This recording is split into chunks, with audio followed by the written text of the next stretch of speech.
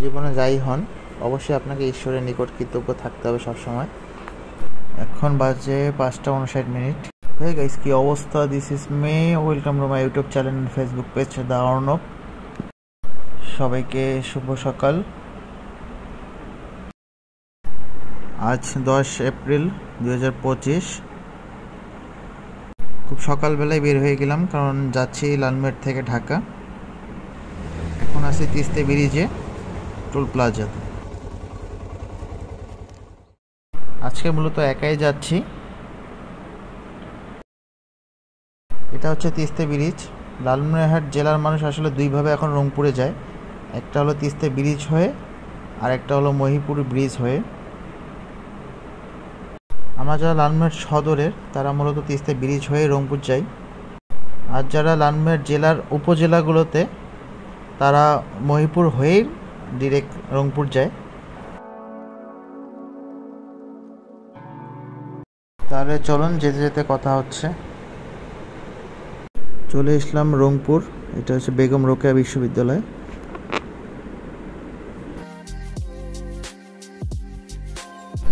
ভাইও মূলত রংপুর থেকে ঢাকা যাচ্ছে।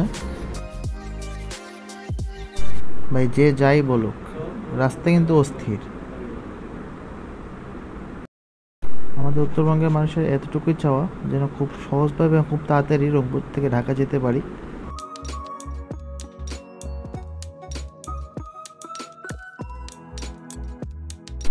খুব সুন্দর রাস্তা আসলে, যদিও বা এখন কাজ চলমান, তবে খুব আশা করি খুব তাড়াতাড়ি কাজ শেষ হবে।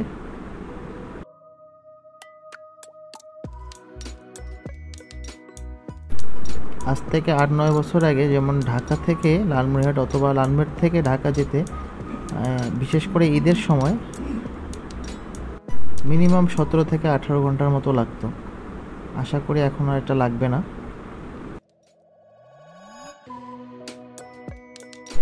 সকাল আসলেই সুন্দর, এটা মনোমুগ্ধকর জিনিস। আসলে যেই সকালটাকে উপভোগ করতে পারে সেই আসলে সকালের মর্মটা বুঝবে। আমরা মূলত পলাশবাড়ি ঢুকে গেছি। এটা হলো আমার বড় ভাই শুভ্রকান্তি রায়ের হলো হবু শ্বশুর বাড়ি। খুব তাড়াতাড়ি তাদের বিবাহ হচ্ছে। কোনো এক সময় আমরা আসলে দাদার শ্বশুর বাড়িতে এসে আমরা একটু ব্রেক নিব, তারপরে আমরা আবার গন্তব্যস্থলে চলে যাব। সবাই দাদা এবং বৌদির জন্য শুভকামনা জানাবেন। আমরা গাইবান্ধা ছেড়ে অলমোস্ট বগুড়াতে এসে গেছি।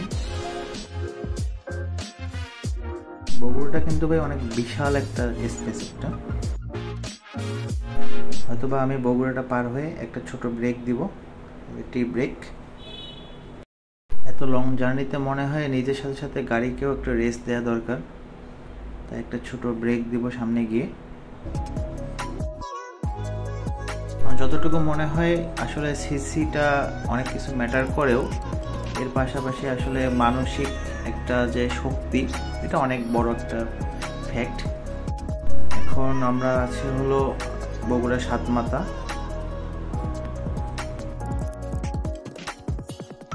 বগুড়াটা শেষে গিয়ে একটা ব্রেক দিতে যাচ্ছিলাম। 125 সিসি নিয়ে আসলে যাচ্ছি, মাজা মোজা আসলে ধরে গেছে অলরেডি। যদিও বা এটা একটা অভ্যাসের ব্যাপার থাকে, তবে যেটা মনে হলো যে লং জার্নিতে যত বড় সিসি হয় তত আসলে কমফোর্ট পাওয়া যায় বিষয়টা।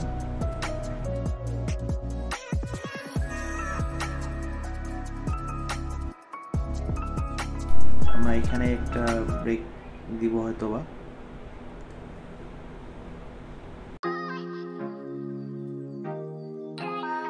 ব্যাপক ঘুম পাইছে আসলে,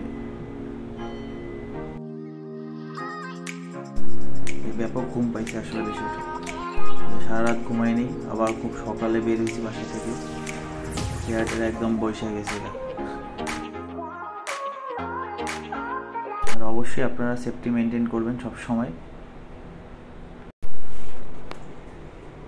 আমাদের ব্রেক দেওয়া শেষ, এখন আবার রওনা দিব। দেখি সামনে হয়তো বা যমুনা সেতুর আশেপাশে গিয়ে কোথাও একটা ব্রেক দিব। চলুন, যেতে যেতে কথা হচ্ছে।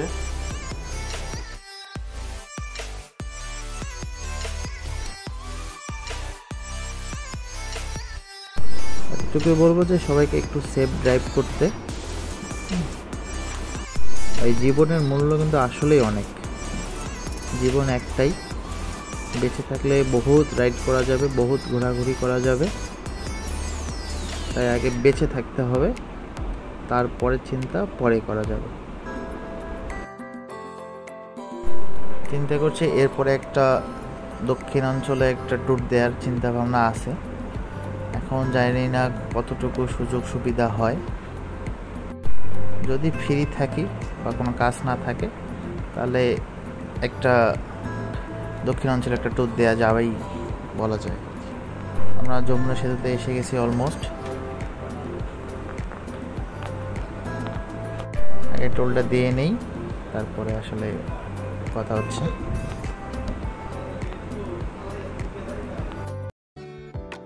আর যমুনা সেতুতে টোল 50 টাকা করে বাইকের।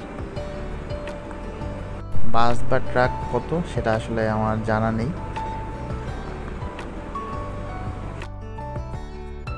এই যমুনা সেতুতে আজ সহ দ্বিতীয় দিন আমার বাইকে পার হচ্ছে।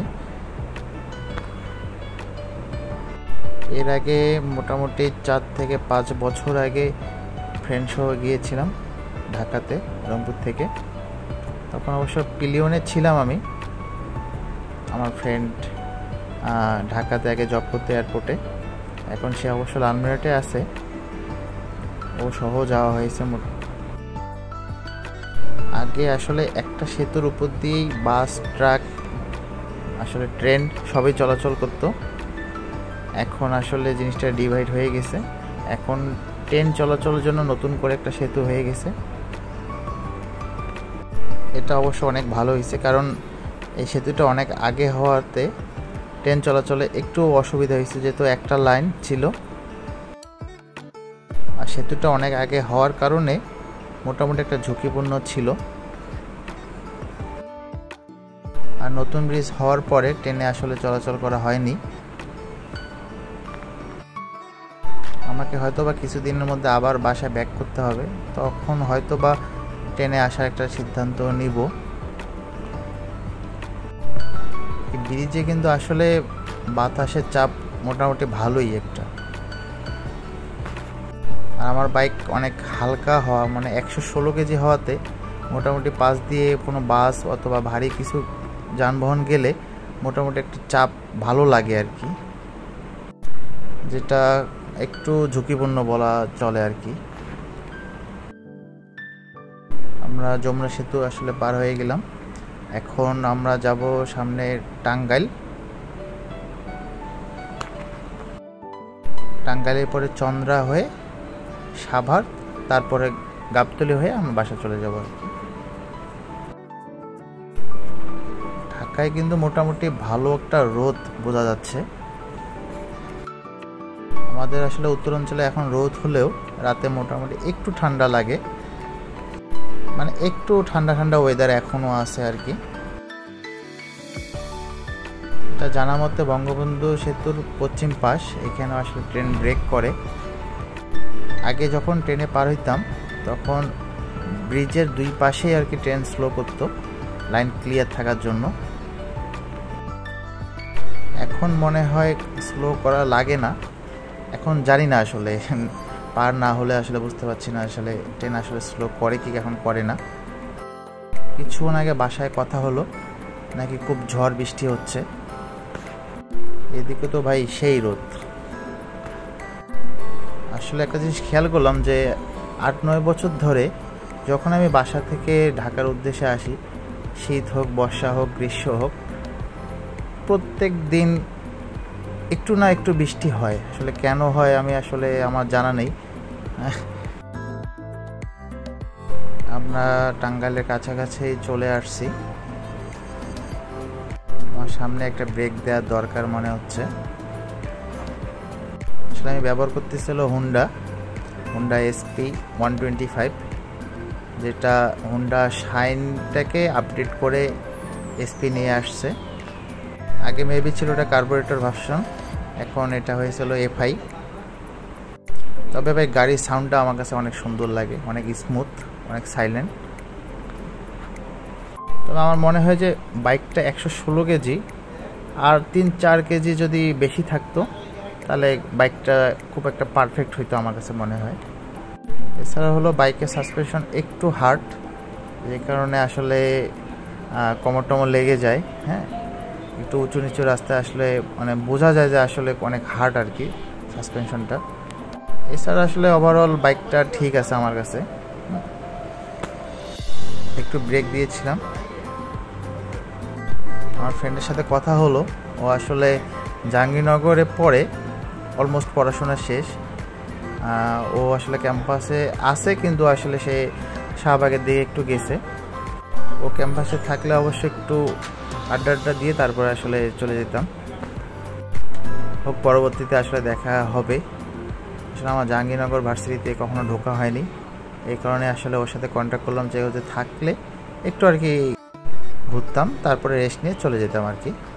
হোক সেটা ব্যাড লাক, পরবর্তীতে আসা যাবে একদিন সময় করে। জায়গাগুলো আসলে অনেক দূরে না, কিন্তু সময় সুযোগ এর অনেক অভাব হয়ে যায়, এই কারণে আসলে আসা হয় না বলা চলে। যেমন ময়মনসিংহে আমার যে ফ্রেন্ড, ও অনেক দিন থেকে ডাকছে যে পড়াশোনা শেষ, আমি হল ছেড়ে দিব, আসো ঘুরে যাও। এটা বলা 4-5 বছর পরে মনে হয় আমি ময়মনসিংহে গেছিলাম। বাইরে হেভি রোদ আর গরম, না জানি কত টেম্পারেচার চলছে ঢাকায়। আমরা অলমোস্ট ঢাকায় চলে আসছি। এটা হলো মাজার রোড, বাইরে জ্যাম শুরু। সবচেয়ে বিরক্তিকর জিনিস ঢাকায় হচ্ছে এই যে জ্যাম। এছাড়া ঢাকায় আসলে কোনো অসুবিধাই নেই বলা চলে, রাস্তাঘাটে ভাই এত পরিমাণ জ্যাম, মানে খুবই বিরক্তিকর বিষয়টা। জ্যাম প্লাস রোদ প্লাস গরম। আমরা মোটামুটি বাসার কাছেই চলে আসছি, এখন আছে হলো আসাদ গেট। তবে দুপুর হওয়ার কারণে মোটামুটি রাস্তাঘাট একটু ফাঁকাই লাগছে আজকে। তবে গাবতলীতে একটু জ্যাম পাইছি আমি। এই যে সংসদের এই কিনারার আবার রাস্তাটা বন্ধ করে দিছে। একদিকে এটা অনেক ভালো হয়েছে, একদিকে আবার একটু প্যারা হয়ে যায়, অনেক দূর ঘুরে এসে আবার ইউটার্ন নিয়ে আসতে হয়। আমরা অলমোস্ট বাসার কাছাকাছি চলে আসছি। তবে জার্নিটা আমার কাছে খুব ভালো লাগছে, খুব বেশি প্যারা লাগে নাই। ভাবছিলাম যে একাই যাবো এত দূর রাস্তা, তারপর ফার্স্ট টাইম বাইকে, আমি খুব এনজয় করছি বিষয়টা। আপনাদের দোয়া আশীর্বাদে খুব ভালো এবং সুস্থভাবে চলে আসতে পারছি, এটা আসলে অনেক। তবে অনেক বেশি টায়ার্ড লাগছে আর কি। এসে আমার চিরচেনা এলাকায় চলে আসলাম, আবার ব্যস্ততম জীবন চলবে। আমার সাথে থাকার জন্য সবাইকে ধন্যবাদ। পরবর্তীতে এইরকম ছোট ছোট আসলে ভিডিও দেওয়ার চেষ্টা করব। আপনারা পাশে থাকবেন, সাপোর্ট দিবেন, এতটুকুই চাওয়া আমার।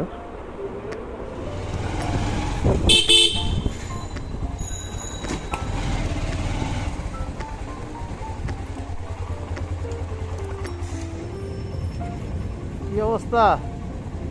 না বলে ঈদের পরের দিন না 2 দিন পরে যাবা? অলমোস্ট বাইক রাইড করলাম 333 কিলো। সবাইকে ধন্যবাদ।